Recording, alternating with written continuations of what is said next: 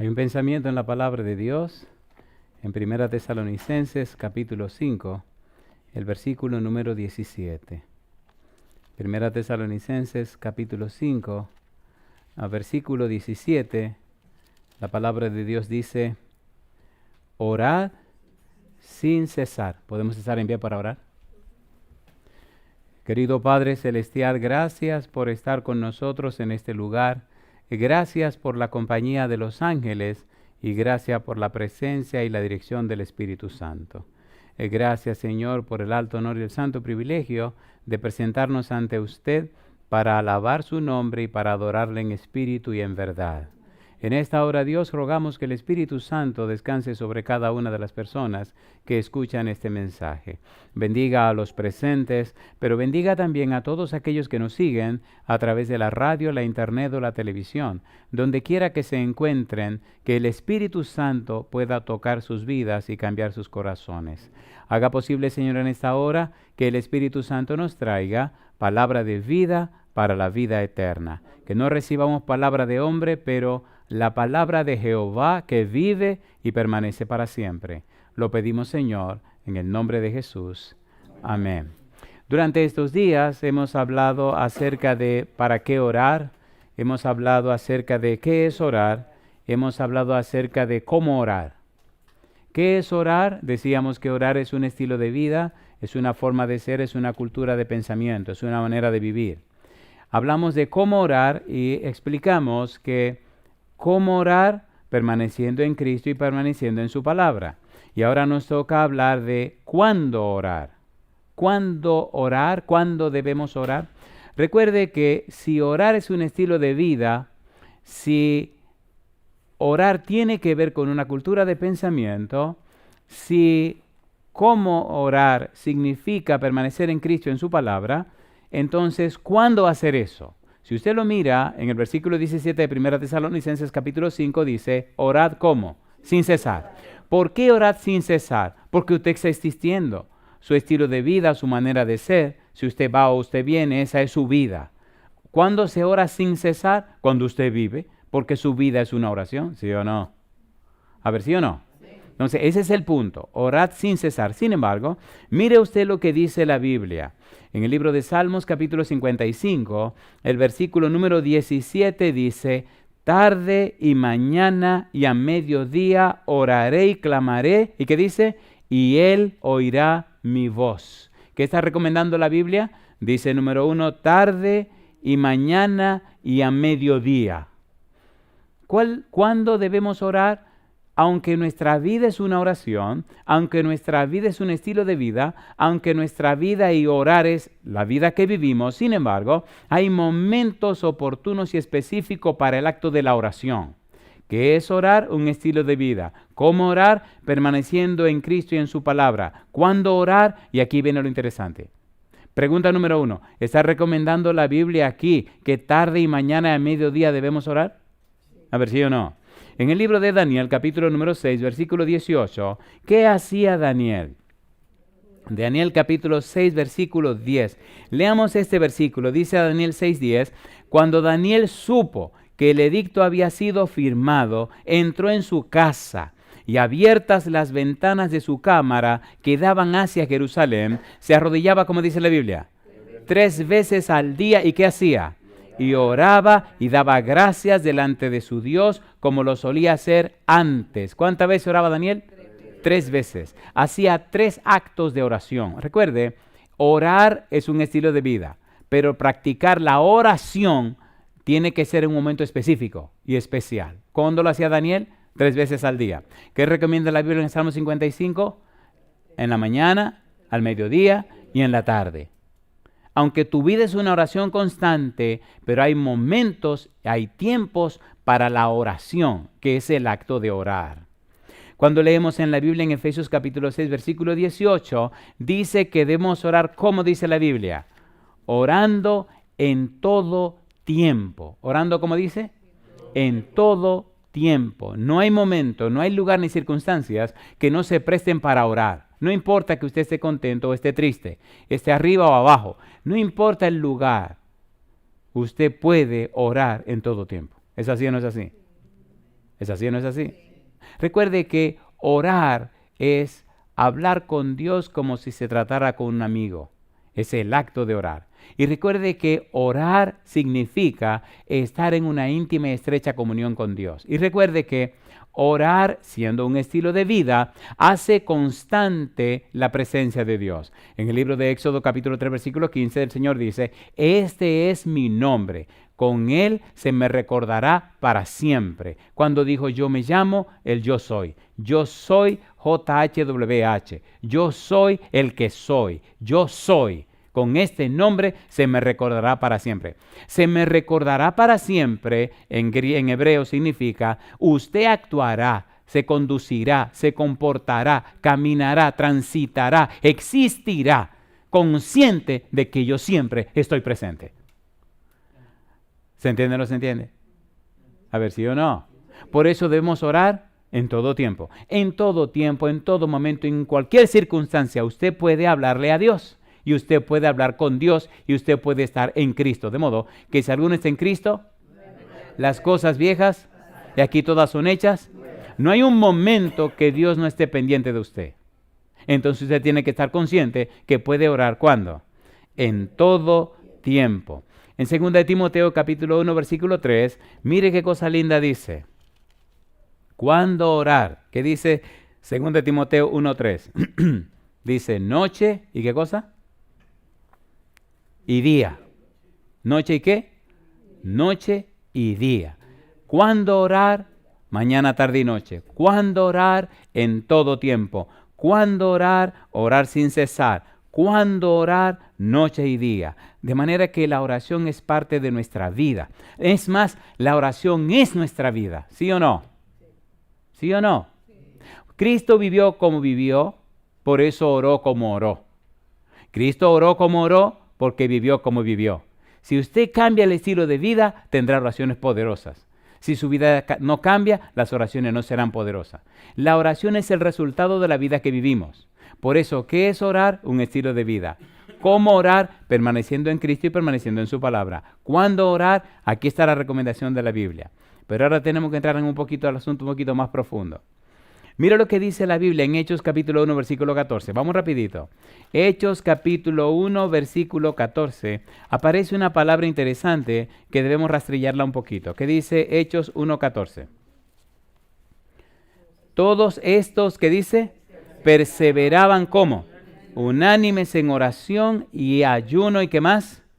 A oración y ruego con las mujeres y con María, la madre de Jesús, y con sus hermanos. Todos estos, que dice la Biblia, perseveraban. ¿Qué significa perseverar? ¿Se acuerdan que Cristo dijo, el que perseverara hasta el fin, ese será salvo? Cuando estudiamos la palabra perseverar, encontramos algunos detalles interesantes y curiosos.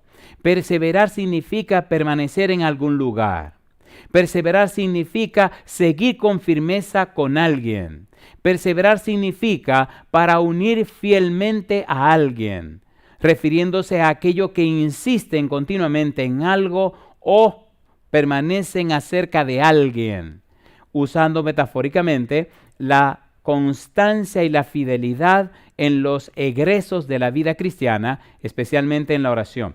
Cuando usted persevera en la oración, usted lo que está haciendo es manteniéndose conectado a Cristo Jesús. Cuando usted persevera en la oración, es como la rama que a pesar de que está pesada, insiste en estar conectada con el tronco.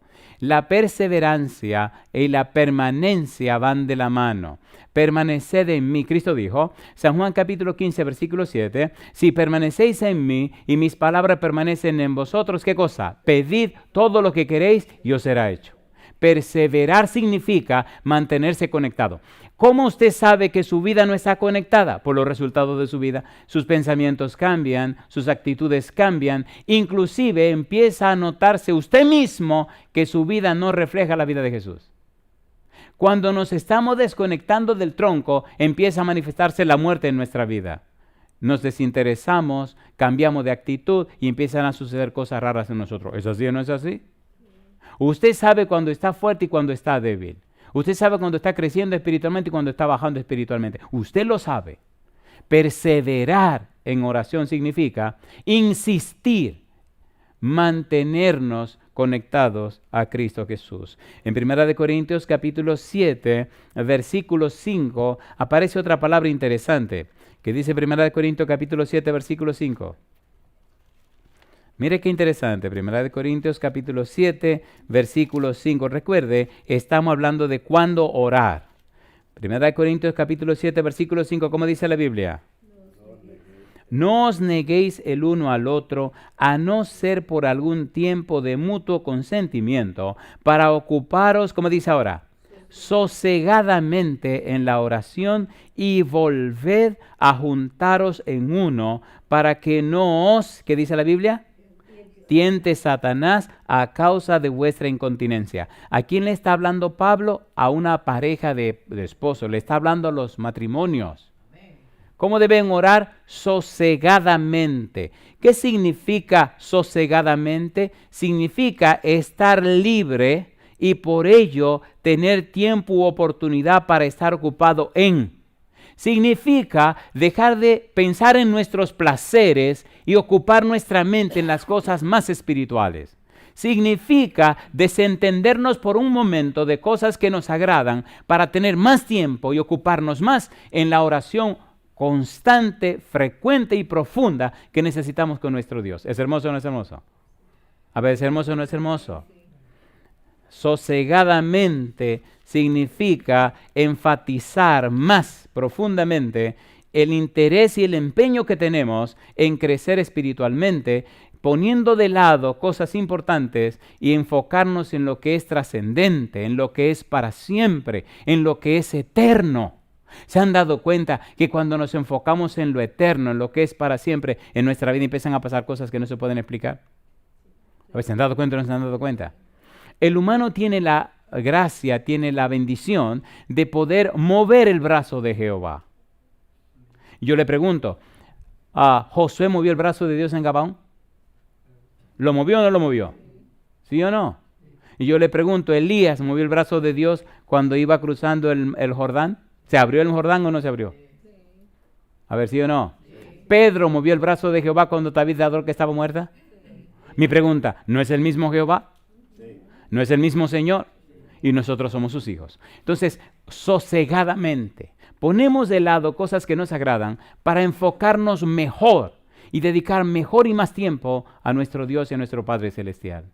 ¿Cuándo orar? En todo momento. ¿Cuándo orar? Mañana, tarde y noche. ¿Cuándo orar? En todo instante, bajo cualquier circunstancia. Sin embargo, debemos ser perseverantes en la oración. Sin embargo, debemos poner algunas cosas de lado para enfocarnos más apropiadamente en la oración, para orar más sosegadamente.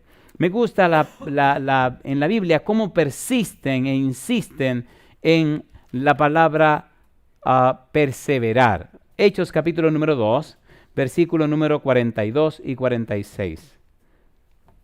Vamos rapidito porque hay una parte muy hermosa que tenemos que llegar en un momentito. Hechos 2, 42 y 46. ¿Qué dice el versículo 42? Hechos capítulo 2, versículo número 42. ¿Qué dice el 42? Y perseveraban, número 1, en la doctrina de los apóstoles. Número 2, en la comunión unos con otros. Número 3, en el partimiento del pan. Y número 4, ¿en qué cosa? Perseveraban en las oraciones, ¿sí o no? ¿Sí o no? La oración en la iglesia cristiana primitiva era tan importante que era parte esencial de la vida diaria. ¿Comía la gente todos los días? ¿Sí o no? ¿Compartían todos los días? ¿Sí o no? Pero oraban todos los días. Y de hecho ahí viene por allí lo que se llamaba la hora de la oración. Y ya vamos a llegar a ese momento. Versículo número 46. ¿Qué dice el versículo 46? Y perseverando unánimes cada día en el templo. ¿Y qué dice? Y partiendo el pan en las casas, comían juntos con alegría. ¿Y qué cosa? Y sencillez de corazón. Perseveraban. Se enfocaban, se mantenían, eran constantes. Imagine usted una persona que ora nada más 1 o 2 veces por semana. ¿Tendrá algún tipo de futuro? ¿O una gente que ore 1 vez al día? ¿Tendrá algún tipo de futuro? Si comparáramos las oraciones que hacemos y la frecuencia de nuestras oraciones con nuestra comida, ¿verdad que mucha gente ya estaría muerta? ¿Sí o no? Creo que sí. De manera que cuando orar en todo momento, cuando orar mañana, tarde y noche, cuando orar noche y día, cuando orar, la Biblia establece que la vida debe ser una constante oración. Santiago capítulo 5, versículo 13 y 14. ¿Cuándo orar? ¿Cuáles son las circunstancias? ¿Cuáles circunstancias nos deberían motivar a orar? Mire lo que dice Santiago.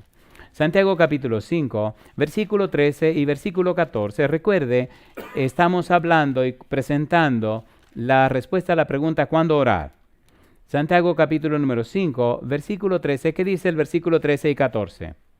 Santiago capítulo 5, versículo 13 dice, ¿está alguno entre vosotros cómo? Afligido. ¿Qué debe hacer? Haga oración. ¿Está alguno alegre? ¿Qué debe hacer? Cante alabanzas. ¿Está alguno enfermo entre vosotros? ¿Qué debe hacer? Llame a los ancianos de la iglesia y oren por él, ungiéndole con aceite en el nombre del Señor. ¿Y qué cosa? Y la oración de fe salvará al enfermo, y el Señor lo levantará. Y si tuviera cometido pecados, le serán perdonados. ¿Qué cosa hará eso? Dice la oración de fe. ¿Qué lo hará? La oración de fe. ¿Qué hará esas cosas? La oración de fe. ¿Qué hará eso? La oración de fe. Versículo número 15, que dice, y la oración de fe salvará al enfermo. Alabado sea el nombre de Dios. Usted está afligido, ore. Usted está enfermo, llame a los ancianos que oren por usted también. ¿Cuándo orar? Cuando usted esté afligido. ¿Cuándo orar? Cuando usted esté enfermo. ¿Cuándo orar? Y cuando está alegre también. ¿No deberíamos darle gracias a Dios por las bendiciones que nos ha dado? A ver, ¿sí o no?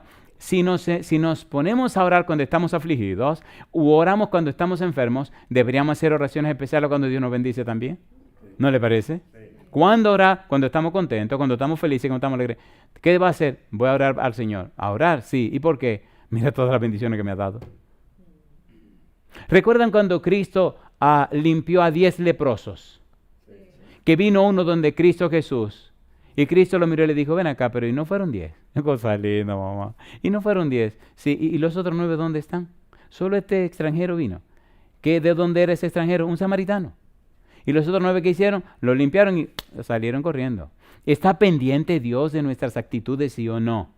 Si a usted le va bien, vaya y ore a Dios, pásese una hora en oración, Señor, y déle los detalles. Señor, gracias porque yo estaba en esta situación, tenía este problema, Señor, y usted me resolvió este problema de esta manera, y resolvió esto otro, y mire, me bendijo con esto, y ahora tengo esto otro. Señor, pero ¿sabe lo que le va a ocurrir? Que entonces, al ver Dios que usted es agradecido, le multiplica más de lo que usted tiene. Amén.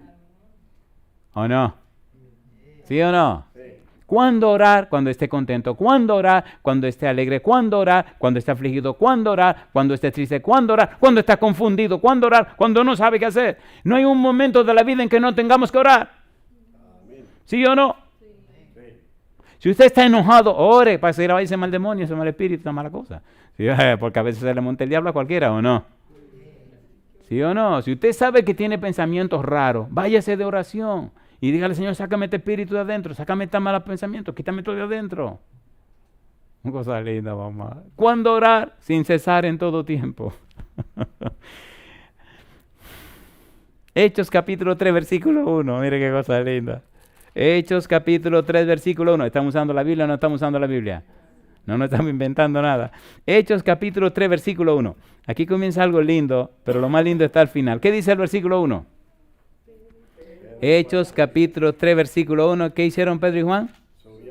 Dice, Pedro y Juan subían juntos al templo a la hora novena, la de la oración. ¿Cuál es la hora novena? Contemos desde las 6 de la mañana. De 6 de la mañana a 12 del mediodía, ¿cuántas horas son?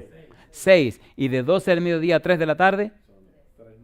Son 9. ¿Cuál es la hora novena? Las 3 de la tarde. ¿Cuál era la hora de la oración? Las 3 de la tarde. ¿A dónde iban Pedro y Juan a esa hora? Al templo. ¿A qué iban? A orar. ¿Por qué la hora de qué? De la oración. ¿Cuál es tu hora de oración?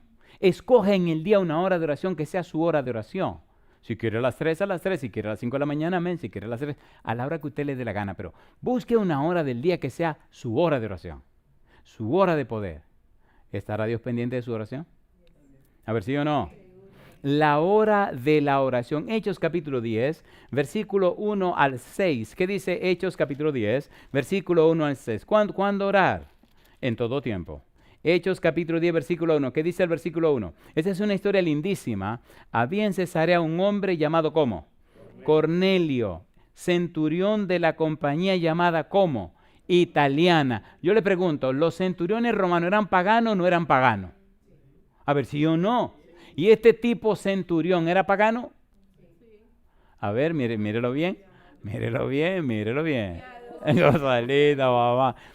¿Había sido tocado por el Espíritu Cornelio? ¿Sí o no? ¿Había aceptado la fe del Señor? Mire qué cosa linda. Mire qué privilegio y cómo Dios no tiene acepción de persona y cómo para Dios no hay favoritos. ¿Este era un centurión romano o no era un centurión romano? Versículo número 2, ¿qué dice? Piadoso y temeroso de Dios con toda su casa, y que hacía muchas limosnas al pueblo y oraba a Dios. ¿Cuándo dice? Siempre. ¿Era pagano? No. Alabado sea el nombre de Dios. ¿Era pagano ese hombre? Era pagano, ahora es un creyente. Era un gentil, ahora es un hijo de Dios. Era una cosa, ahora es un miembro del pueblo de Israel. Interesante, ¿no? Porque ahora los israelitas son en Cristo Jesús. Ya no más en Cristo Jesús. Ahora es en Cristo Jesús. Mi pregunta, ¿este centurión romano estaba viviendo mejor con muchos escribas y fariseos? ¿Sí o no? A ver, ¿sí o no? Mire lo que ocurrió. Ponga cuidado. Versículo siguiente. Este vio claramente en una visión como a la hora novena del día. ¿Cuál es la hora novena del día?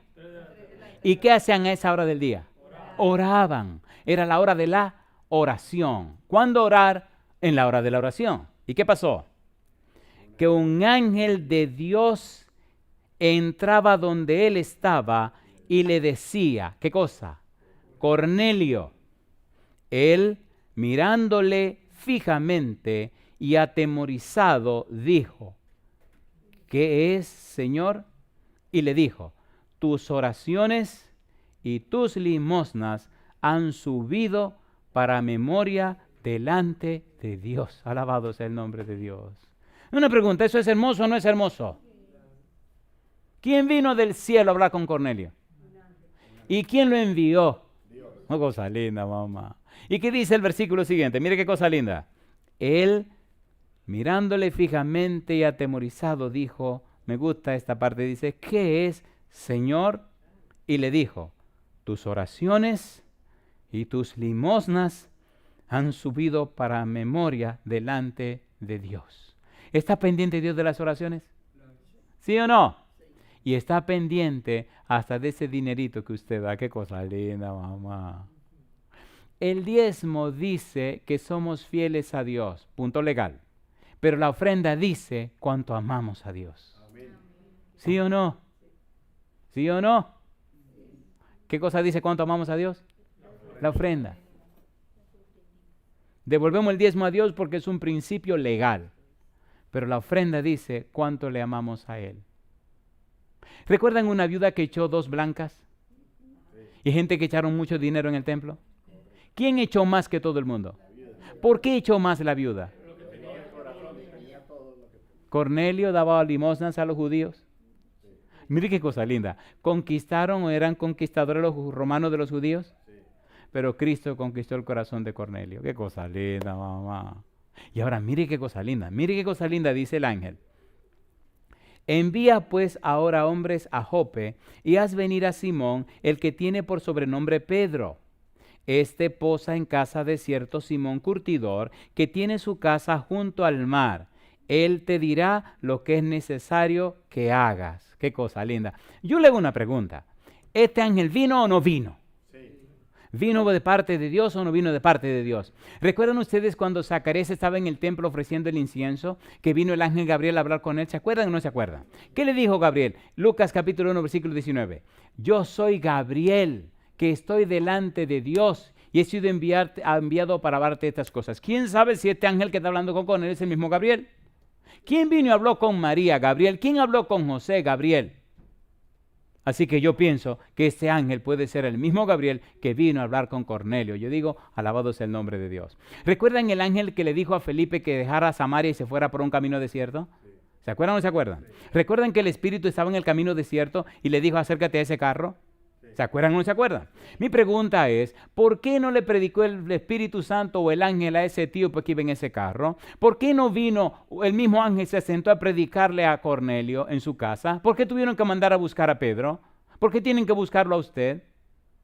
¿Es hermoso o no es hermoso? ¿Somos privilegiados o no somos privilegiados? A ver, ¿sí o no?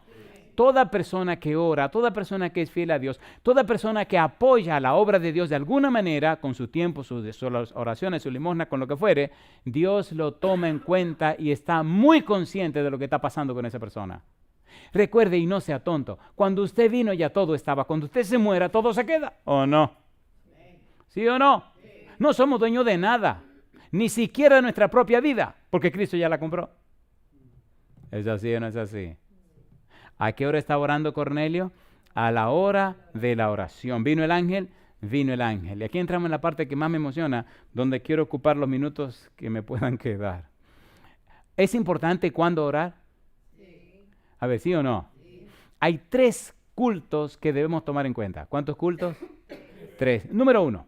¿Deberíamos sacar todos los días tiempo para hacer el culto familiar? Sí. ¿Deberíamos sacar tiempo para hacer el culto personal? Sí. ¿Deberíamos asistir a los cultos de la iglesia? ¿Y esto no se hace todo en tiempo? A ver, ¿sí o no? Hablemos rapidito, número 1, del culto personal. Una persona que no tiene tiempo en su culto personal, no tiene tiempo para nada, porque ya fracasó en todo. No importa que vaya al culto de afuera, al culto de adentro, no importa. Si usted no está en comunión con Dios, usted se desconecta. Número 1, ¿tiempo para qué? Culto personal. ¿Cuándo orar? En el culto personal. ¿Cuándo orar? En el culto familiar. ¿Cuándo orar? En el culto de la iglesia. Usted puede ir a todos los cultos de la iglesia, puede hacer todo el culto de la familia, pero si usted no tiene su culto personal, usted se está muriendo. ¿No han visto ustedes ramas que están conectadas a los árboles que tienen la mitad viva y la mitad muerta? ¿La han visto o no la han visto? Y se le ve así, después se le va secando el corazón hasta que la rama se seca completa. ¿Sí o no? Cuando usted no tiene culto personal, sus ramas se están muriendo, compadre. Las hojitas empiezan a ponerse raras, en un lado se ven todas hermosas, pero por abajo se le ve como que se está muriendo y se va muriendo hasta que la rama hay que cortarla. Revise su culto personal cada día. Necesita tomar tiempo cada día a solas con Jesús para estudiar la Biblia y orar fervientemente. Cuando usted lo hace un hábito, cuando lo hace frecuentemente, el Espíritu le inspira a predicar el Evangelio a otra persona. Cuando usted no siente interés por la salvación de los demás, cuando usted no le importa la salvación de los demás, cuando no tiene ningún empeño en que nosotros se salven, significa que su culto familiar está pobre. Usted no tiene conexión, se está desconectando. Usted se está muriendo, compadre. Número 1, culto ¿cómo? Personal. Hay mucho que decir ahí. Cuando usted sale de la presencia de Dios, como dice Pablo, cuando usted pelea la batalla de la vida, usted tiene éxito en la batalla de la fe, usted tiene éxito en la batalla de la vida. La batalla de la fe la pelea usted. Dios no pelea eso. Es usted que le toca pelear. Le toca a usted esforzarse por tomar tiempo para estar en comunión con Dios. ¿Sí o no? Sí. A ver, ¿sí o no? Sí. Dios no va a hacer el culto por usted. Dios sí le promete que si usted saca tiempo para estar con Él, entonces Él va a tener tiempo para defenderle cuando usted salga a la pelea de la vida. Amén. No hay diablo ni hay nadie que lo pueda destruir si usted primero pasó tiempo con el Señor. ¿Entendieron eso?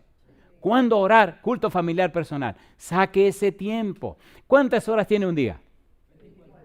Y si usted divide un día en 3 secciones, ¿de cuántas secciones son cada una de las secciones? 8. 8 horas para trabajar, 8 horas para dormir y 8 horas para las otras cosas. Y de esas 8 horas, ¿cuántas le corresponderían a Dios? Bueno, saque un 10%, vamos a hacer 2 horas 40 minutos.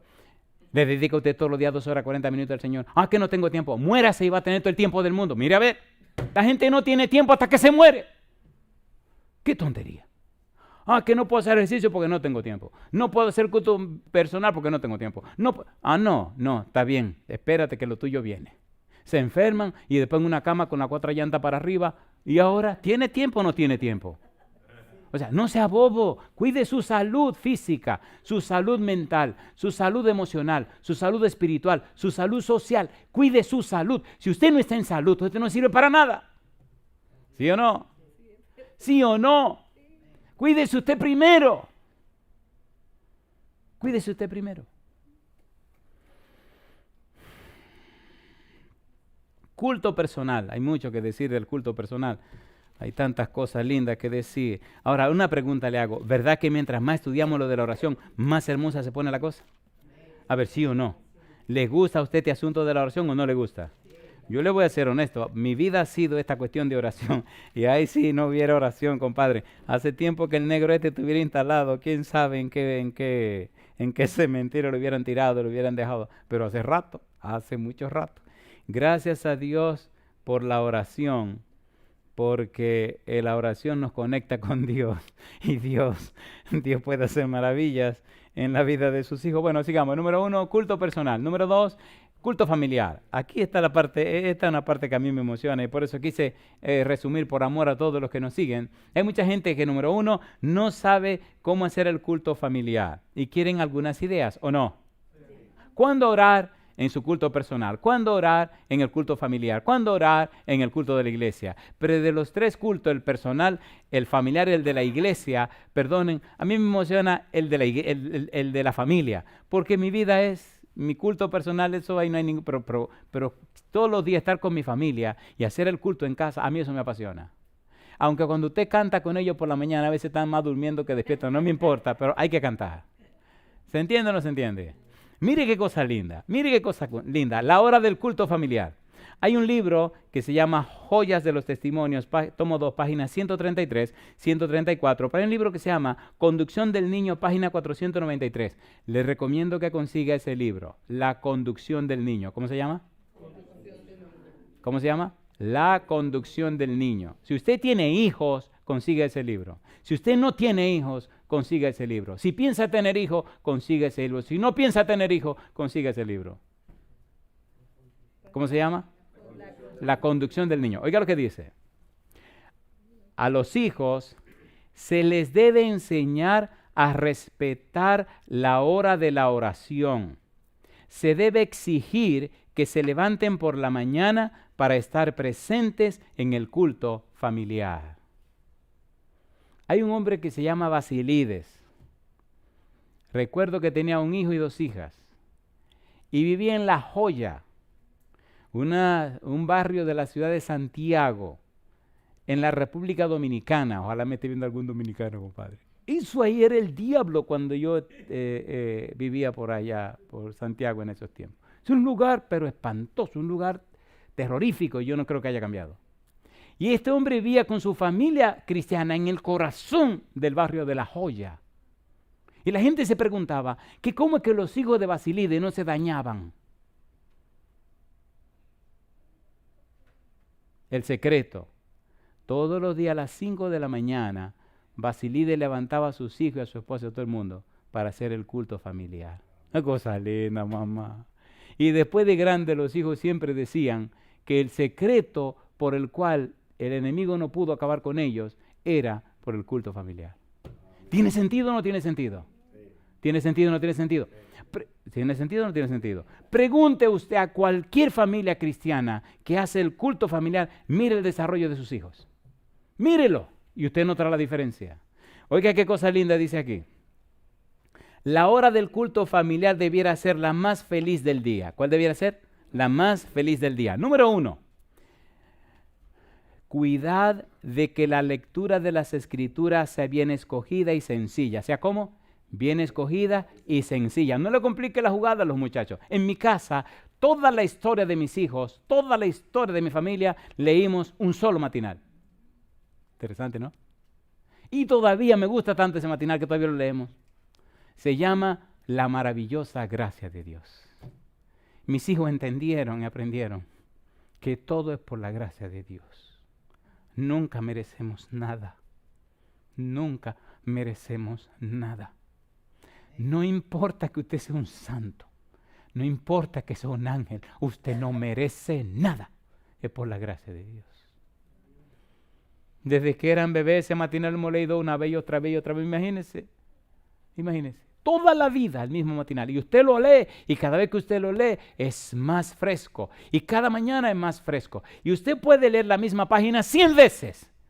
Y cada vez la página tiene algo nuevo que enseñarle. ¿Es lindo o no es lindo? ¿Es lindo o no es lindo? Número 1, que la lectura sea bien escogida y sencilla. Número 2, que los niños se unan en el canto. ¿Qué deben hacer los niños? Unirse en el canto, que canten. Y a veces es bueno que canten lo que ellos se saben. No le complique la jugada. Que canten. ¿Qué cosa dice? Que canten. ¿Qué cosa dice? Me acuerdo cuando estaban chiquitos que había un canto que decía, el oso subió a la montaña. Osa chula, babacita. El oso subió a la montaña, el oso subió a la montaña. Y yo cuando no me lo sabía, yo me preguntaba, ¿y qué es lo que iba a ver? Y entonces cuando ellos fueron que me lo enseñaron a mí, porque se lo aprendieron en la escuela, el oso subió a la montaña, el oso subió a la montaña, a ver qué había atrás. Y yo sí, entonces dice, y todo lo que descubrió fue el otro lado del monte. Cosa chula, mamacita. Digo, qué relajo este. Y después en el culto lo cantaban porque ellos quieren cantar que el oso subió a la montaña. O sea, que participen también. ¿Es lindo o no es lindo eso? ¿Es lindo o no es lindo? Número 3. Que las oraciones sean cortas y directas. ¿Cómo deben ser las oraciones? Cortas y directas. Si usted sabe que ese día sus hijos tienen examen, usted debe orar acerca de ¿qué? Del examen que tienen sus hijos. Pero si ese día los hijos tienen alguna actividad en la escuela, ¿de qué debería usted hacer? Orar por la actividad de la escuela. O sea, que sean cortas y ¿cómo? Y directas. ¿Es lindo o no es lindo eso? Número 1, que la lectura sea sencilla. Número 2, que se unan en el canto. Número 3, que las oraciones sean cortas y directas. ¿Cómo hacer el culto? Los jefes de familia debieran ocuparse especialmente de que la hora del culto sea sumamente interesante. ¿Sea cómo? Sumamente interesante. Mire qué cosa linda. Dedicándole algo de atención y cuidadosa preparación, cuando nos presentamos ante la presencia de Dios, el culto familiar puede ser agradable y estará lleno de resultados que únicamente revelará la eternidad. Número 1. Elija el Padre una porción de las Escrituras que sea interesante y fácil de entender. Serán suficientes unos pocos versículos para dar una lección que pueda ser estudiada y practicada durante el día. ¿Estudiada y practicada durante qué? Durante el día. Déjeme decirle que los muchachos saben más de lo que usted se imagina y retienen más de lo que usted se sueña. Y muchas veces ellos están jugando y usted está predicando y usted cree que ellos no están entendiendo más que usted. Generalmente en mi casa, ciertas personitas traían a la escuela cosas para colorear. Y un día cuando todo empezó me dice mi esposa, ¿y tú crees que estará bien que se pongan a colorear y a pintar mientras tú estás predicando? Digo, está excelente. Dice, pero no te están poniendo atención. Digo, me están poniendo más atención que ustedes, porque lo que le puede distraer no le distrae porque están pintando. Y cuando llegamos a la casa, pregúnteme, ¿quién sabía más del sermón de la casa entera? ¿Quién estaba coloreando y pintando? ¿Me entienden? ¿Se entiende o no se entiende? ¿Se entiende o no se entiende? Así que pinten y coloren, no se preocupe mi negra, siga pintando. Número 2, se pueden hacer algunas preguntas. ¿Qué cosas se pueden hacer? Algunas preguntas, como algo tan sencillo. Usted hace preguntas para que ellos la contesten, entonces son parte del culto, ¿o no? ¿O no? ¿Cuántas piedras tomó David? Mire, ahí los chiquitos le hubieran ganado a ustedes. Fueron 5. ¿Sí o no? ¿Cuánta espada llevó David a pelear con Goliat? Ninguna. ¿Entiende? ¿Cuánta espada tenía Goliat? ¿Cuántas jabalinas?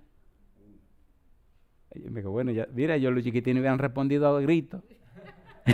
Salida, mamá. Número 3.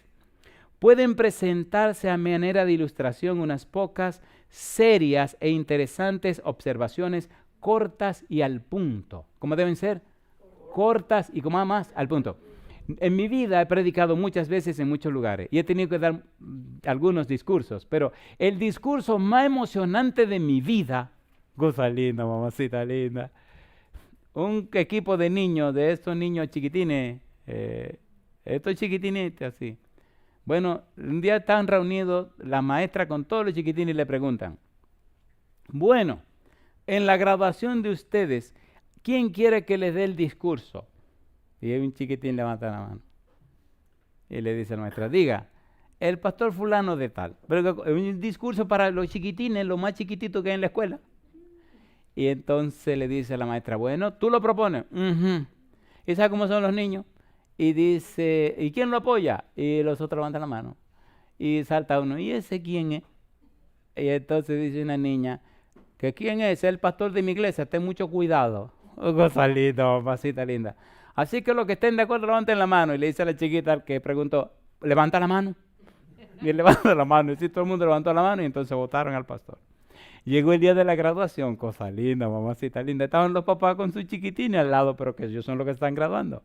Y yo dije, ¿qué es lo que yo voy a hacer? Dándole un discurso a estas cositas riquitas, esas bolitas que están ahí. Ustedes me están entendiendo. Y le oré a Dios y lloré, porque ¿cómo le habla a usted? Porque no son ellos los que se van a graduar.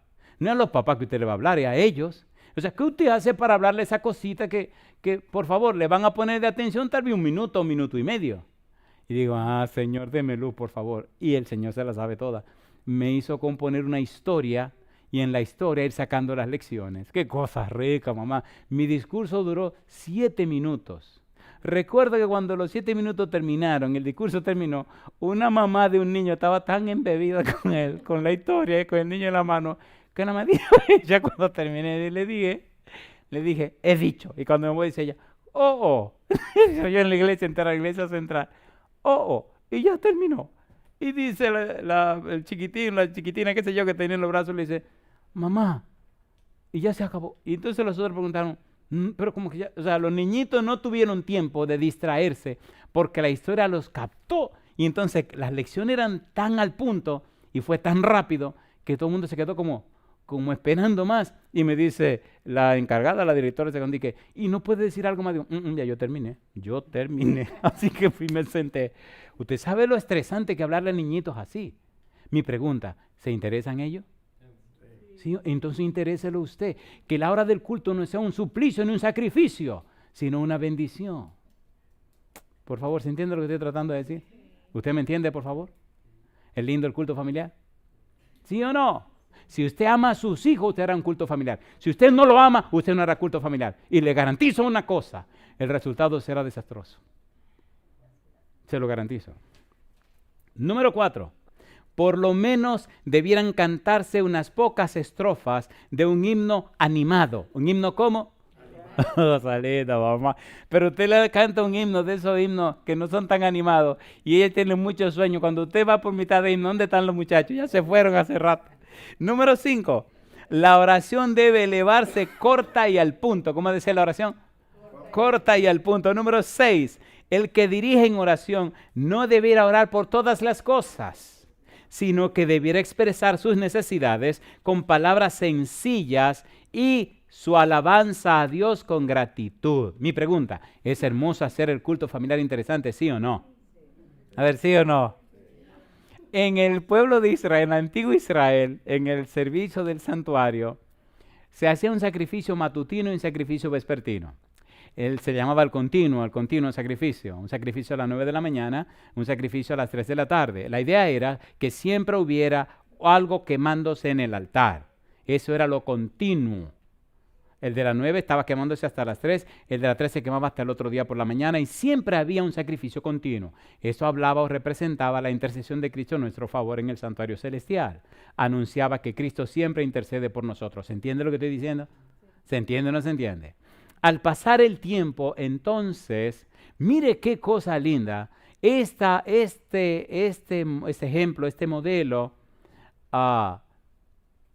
reflejó lo que sería en el futuro la experiencia familiar. El culto matutino, el sacrificio matutino, el sacrificio vespertino, anunciaba lo que sería la experiencia del cristiano. Y aquí tengo un par de citas que quiero leer. Dice esta cita, las horas designadas para el sacrificio matutino y vespertino se consideraban sagradas y llegaron a observarse como momentos dedicados al culto por toda la nación judía. Y cuando en tiempos posteriores los judíos fueron esparcidos como cautivos en distintos países, aún entonces a la hora indicada dirigían el rostro hacia Jerusalén y ofrecían sus peticiones al Dios de Israel. En esta costumbre, los cristianos tienen un ejemplo para su oración matutina y vespertina.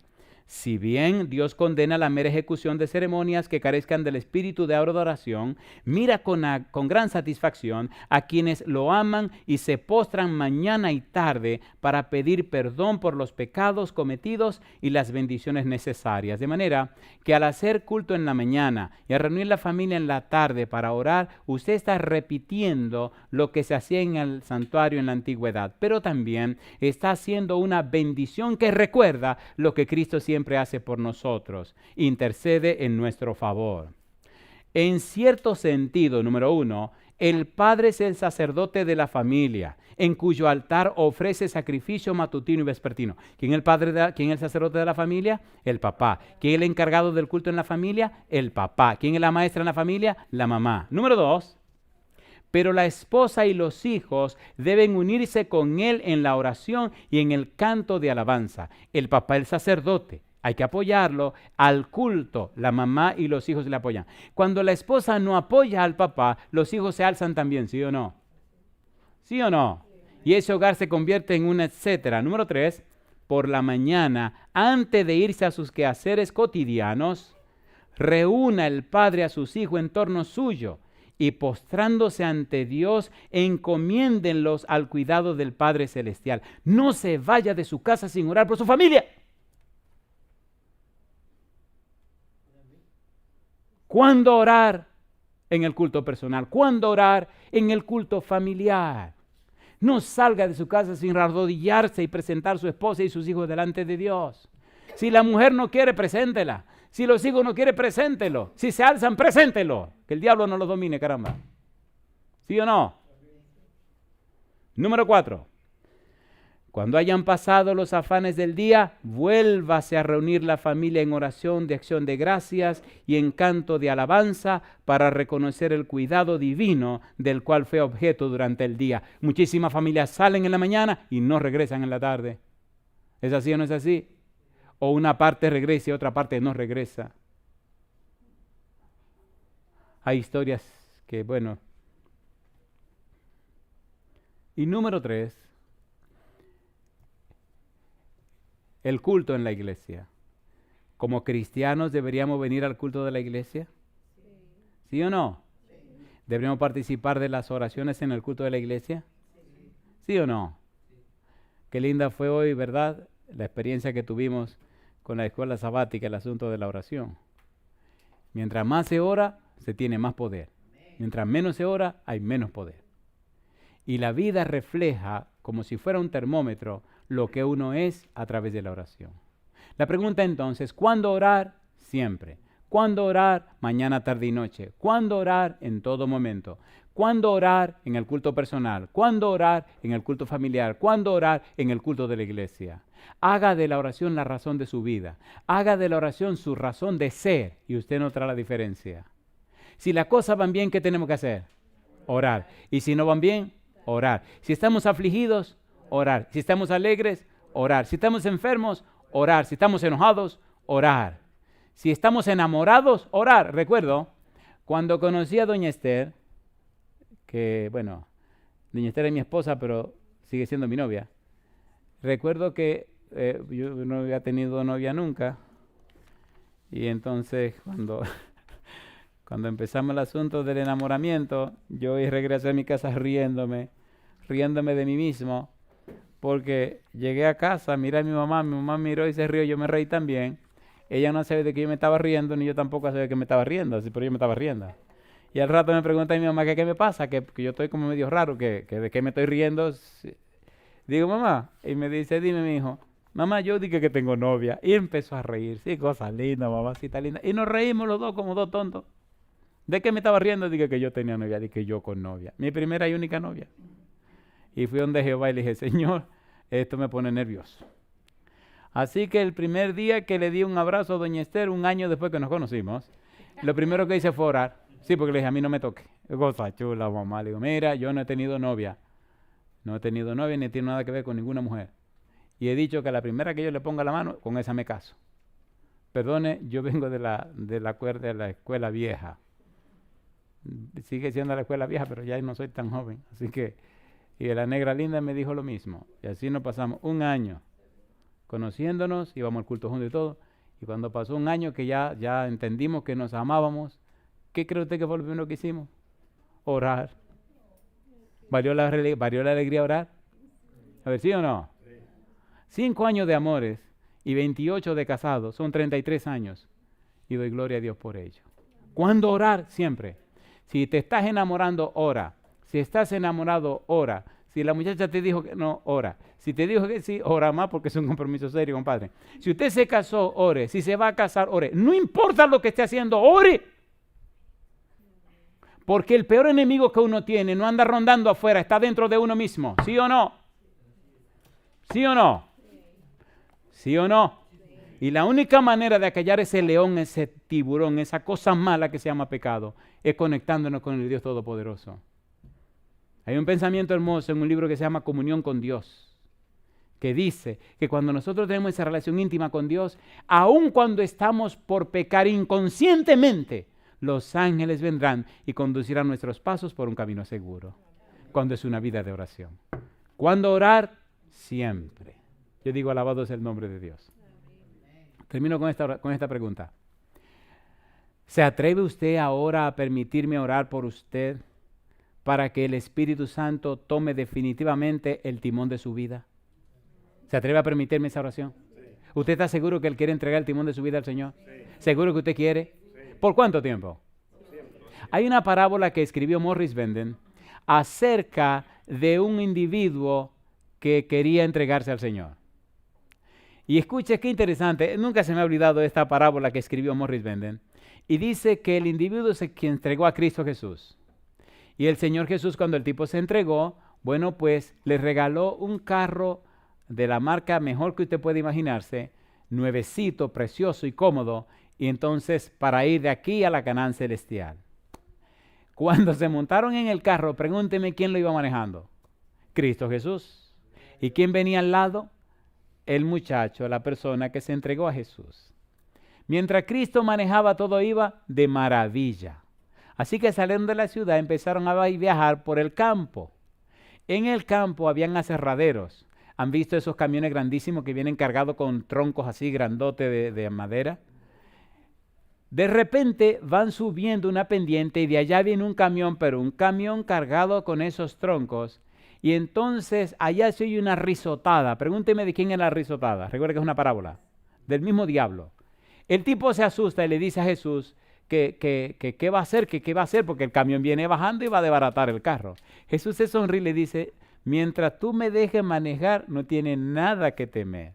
Yo sé cómo enfrentar las circunstancias. Así que cuando el demonio viene allá con el camión grandote, acelera para acabar con el carro, Jesús acelera para subir la pendiente. Y el enemigo viene en el centro de la carretera con el camión grandón a acabar con todo, y Cristo va en su línea derecha viajando como tiene que ser y a la velocidad que tiene que ser. Y cuando Satanás viene llegando en el camión grandote y se da cuenta que quien está manejando el carro blanquito, bonito que viene subiendo es Cristo Jesús, pregúnteme qué hace. Gira y se va por allá por una barranca y soy el perpaje. Y Jesucristo sigue subiendo y todo va de maravilla. El carro está nuevecito, el carro es blanco, el carro es hermoso y Cristo lo está manejando. La tragedia es que el ser humano piensa que aprende la lección. Así que más adelante en un valle le dice el tipo a Jesús, a mí me gustaría manejarlo un poquito, el carro también. Eso le dice, acuérdate, la única garantía es si yo lo manejo. Si tú lo manejas, hay problema. No, yo quiero probar, yo lo quiero probar. Y entonces insiste. ¿No insistimos en tomar el control de nuestra vida? A ver, ¿sí o no? Insistió tanto el cabezón que al final el Señor Jesús le dijo, está bien, pues está bien. Jesús para el carro, sale del carro, entra por el otro lado y el tipo viene y toma el timón. Y ¡bum! Oiga, carrito nuevo, mamá. El carro va de... Señor, mira que aprendí. Tú ves que yo sí aprendí. Así que el tipo viaja todo su valle tranquilo y entonces llegan a las otras montañas y empiezan a subir la montaña. Pregúntenme quién apareció allá arriba otra vez con un camión de eso cargado de leño. El señor aquel. ¿Quién va al timón del carro? El cabezón. ¿Y dónde va Jesús? A la derecha. ¿Está Jesús ahí? ¿Verdad que hay muchos cristianos que tienen a Jesús con ellos, pero ellos no están en Jesús? A ver, ¿entendieron la cosa? Usted puede estar con Cristo, pero no en Cristo. Los apóstoles, ¿cómo estaban? Con Cristo, pero después del Espíritu Santo estaban en Cristo. ¿Pedro lo negó o no lo negó? A Santiago y Juan, ¿querían ser los primeros o no querían ser los primeros? ¿Eran raros o no eran raros? Pero porque estaban en Cristo, dieron hasta la vida por Cristo. Dice Morris Benden que cuando el tipo empieza a subir y el camión, él dice, no, Señor, no te preocupes, Señor, que yo me aprendí la lección, no te preocupes, no te preocupes. ¿Cuál es la lección? Enfrentarlo. Salida, mamá. Compadre, lo enfrentó. Y cuando Satanás vio que quien estaba guiando el carro era el tipo y no Jesús, pregúnteme qué hizo. Le metió de frente y voló carro con todo el mundo por arriba. Y se fue con una risotada. ¿Y qué pasó? Entonces Jesús le dice al tipo, ven, vamos a recoger los pedazos a ver qué se puede hacer. Agarraron la carcacha esta y la amarraron lo mejor que se pudo. Y ahí iban entonces. Tunkin. ¿Quién iba manejando ahora el timón? Jesús, en un carro acabado. La mayoría de la gente que usted conoce empezaron su vida cristiana, hicieron lo que le dio la gana y ahora, ¿qué es lo que le queda? Lo que quedó. Lo que quedó. ¿Qué es lo que Cristo lleva ahora? Lo que quedó. Lo que quedó. Y a veces yo tengo que ver lo que quedó. Y a veces tengo que oír lo que pasó.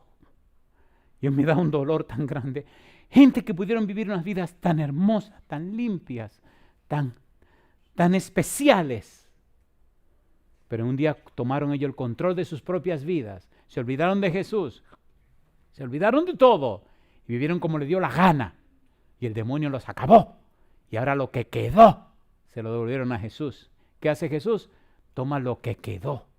No me venga con el cuento que Cristo lo tome y lo... No. ¿Esto fue lo que quedó? Sí, pues vamos a trabajar con esto. ¿Es así o no es así? ¿Es así o no es así? Ni me quiero acordar el nombre de esa bendita mujer. Una cantante muy famosa que terminó con una sobredosis en un hotel. Empezó a cantar en la iglesia para la gloria de Dios. Y terminó por allá, por mojiganga de fama, de dinero. ¿Cuándo orar? En todo momento.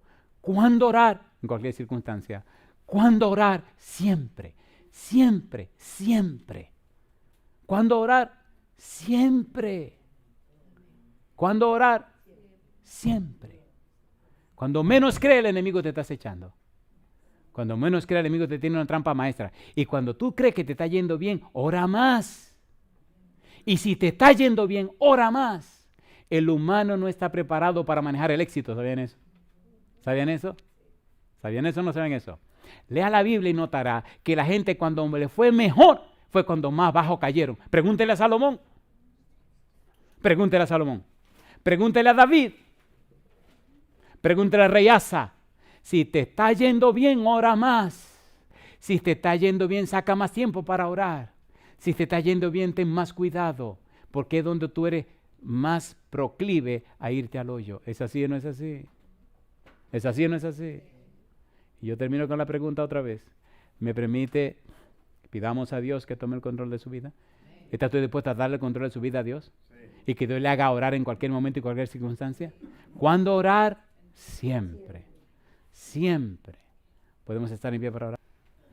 Querido Dios, querido Padre Celestial, le damos el derecho legal, espiritual, para que usted dirija nuestros pensamientos, palabras y acciones, para que el Espíritu Santo nos inspire a orar en todo momento, en la mañana, en la tarde, en la noche, cuando las cosas van bien y cuando las cosas van mal, cuando estamos afligidos o cuando estamos alegres, cuando estamos enfermos o cuando estemos sanos. Que la oración, Señor, sea el aliento de nuestro ser. Que la oración nos acompañe en todo momento. Cuando nos enojamos, que oremos. Cuando estamos alegres, que oremos. Cuando nos va bien, que oremos. Cuando las cosas nos salen bien, que oremos. Que no haya un momento ni ninguna circunstancia donde no podamos orar. Señor, cuando estemos a punto de pecar, que oremos. Y aún, Señor, cuando caigamos en alguna tontería, Dios mío, que inmediatamente oremos para que mal espíritu nos suelte. Y como David clamemos, crea, oh Dios, un corazón nuevo y renueva un espíritu nuevo entre nosotros. Danos un corazón limpio. Que oremos en todo tiempo. Que mantengamos la comunión íntima con usted en todo momento. Que permanezcamos en Cristo y permanezcamos en su palabra. Y que la oración sea el aliento de nuestro ser. Que oremos en cada circunstancia. Señor, que se haga un hábito tan cotidiano, tan frecuente en nuestra vida, que ya el hecho de pensar sea una oración. Que compartamos con usted cada cosa de nuestra vida, de nuestra existencia. Si nos gusta una cosa, si queremos algo, ¿qué te parece, Señor? ¿Te parece bien que me compre esta camisa o me compro esta otra? ¿Qué piensa, Señor querido? ¿Cree que debo hacer esto o debo hacer esto otro? Padre amado, ¿cómo lo ve usted? O sea, que se convierta en algo cotidiano, frecuente, donde usted esté con nosotros en todo momento. Palabra de vida del gran maestro nos dice que la oración trae a Jesús a nuestro lado y da al alma desfalleciente y perpleja nueva energía para vencer al mundo, a la carne y al demonio. La oración aparta los ataques de Satanás. Que oremos sin cesar. Padre Santo, lo pedimos en el nombre de Jesús. Amén, Señor.